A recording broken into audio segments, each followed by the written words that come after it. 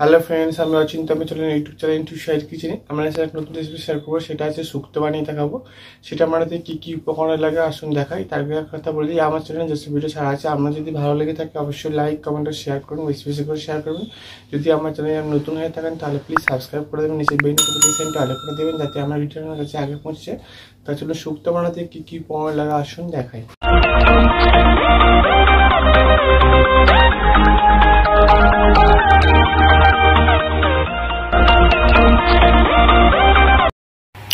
চলুন তাহলে শুক্তো বানাতে কি কি উপকরণ লাগে আসুন দেখিয়ে দিই। তার আগে একটা কথা বলে দিই, ভিডিওটা প্রথম থেকে শেষ অবধি দেখার অনুরোধ রইল। তার জন্য রেসিপিটা শুরু করি।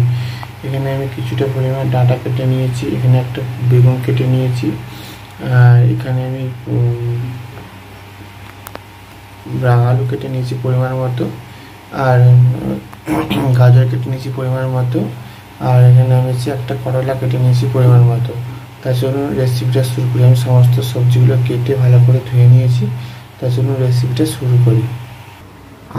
আলুগুলো আমি যে কেটে লম্বা লম্বা করে ধুয়ে জল রেখেছি, আলুর সাথে রাঙা আলুগুলো, গাজর, এগুলো আমি ভালো করে ভাপিয়ে নেবো, সেদ্ধ করে নেবো। এর মধ্যে লবণ দিয়ে দেবো, হলুদ দিয়ে দেবো। গ্যাসটা জ্বালিয়ে আমি বটিটা বসিয়ে দিয়েছি। এটা আমি আগে সেদ্ধ করে নেব ভালো করে।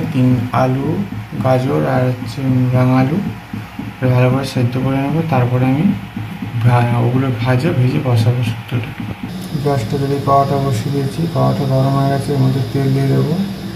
এবার তেলের উপর লবণ দিয়ে দেবো, বড়িগুলো আগে ভেজে নেবো। বড়ি দিয়ে দেবো।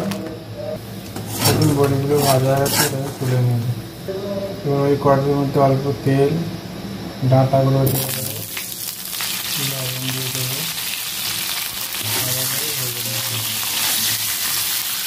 ডাঁটাগুলো আমি হালকা ভেজে দিচ্ছি, তুলে নেবো। এবার এই কড়াতে মাত্র তেল দিয়ে দেবো, বেগুনগুলো দিয়ে দেবো, লবণ দিয়ে দেবো, হলুদ দিয়ে দেবো, ভালো করে এখন বেগুনগুলো ভেজে নিয়ে তুলে নেবো। এবার এই কড়াতে একটু তেল দিয়ে দেবো, করলাগুলো ভেজে নেবো, লবণ দিয়ে দেবো, হলুদ দিয়ে দেবো, ভালো করে ভেজে নেবো। দেখুন করলাগুলো ভাজা গেছে, তাই আমি তুলে নেবো। ওই কড়াতে আমি এবার আর একটু তেল দিয়ে দেবো, 5 ফোড়ন 2-4টে, শুকনো লঙ্কা, আর একটু আদা দিয়ে ভালো করে নেড়ে করে ভেজে নেবো। অল্প জল দিয়ে দেবো।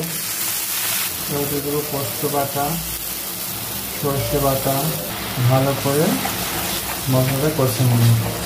ফোড়নের মধ্যে দেবো হলুদ গুঁড়ো, লঙ্কার গুঁড়ো, জিরে গুঁড়ো, ভালো করে মশলাটা কষে নেব। ভালো করে কষিয়ে নিয়েছি। এর মধ্যে আমি যে ভাপিয়ে দিলাম আলু, গাজর সব দিয়ে দেবো একসাথে, বেগুন, করলা সব একসাথে দিয়ে দেবো। এবার আমি সবগুলো একসাথে ভালো করে কষিয়ে নেব। ভালো করে কষিয়ে নিয়েছি, এবার আমি জল দিয়ে দেবো। দেখুন আমি জল দিয়ে দিচ্ছি। এবার আমি যেহেতু ভাজার সময় লবণ দিয়েছিলাম, সেখানে বেশি দেবো না, অল্প করে দেবো। এবার আমি এটা ভালো করে ফুটিয়ে একটুখানি বেশি ফোটাবো না, কারণ বেশিরভাগ সব সেদ্ধ হয়ে গেছে। একটুখানি ফুটিয়ে নামিয়ে নেব। এবার আমি এর মধ্যে বড়িগুলো দিয়ে দেবো, আমি ফুটিয়ে নেব। এবার অল্প সামান্য দুধ দিয়ে দেবো, এবার আমি আর একটু ভালো করে ফুটিয়ে নেব। এবার একটু অল্প সামান্য ঘি দিয়ে দেবো।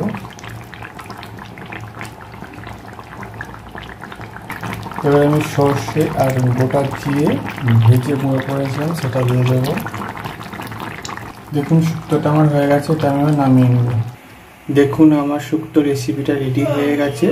এই রেসিপিটা যদি আপনাদের ভালো লেগে থাকে অবশ্যই লাইক কমেন্ট ও শেয়ার করবেন, বেশি বেশি করে শেয়ার করবেন, আর প্লিজ সাবস্ক্রাইব করবেন, আমাদের পাশে থাকবেন।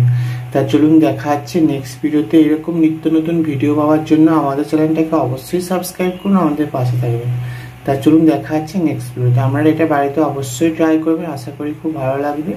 এটা নিরামিষ দিনে বেশি ভালো লাগে, কারণ শুক্তো দিয়ে বানালে ভালো লাগে বেশি। তো আপনারা অবশ্যই বাড়িতে ট্রাই করবেন। তো চলুন দেখা হচ্ছে নেক্সট ভিডিওতে।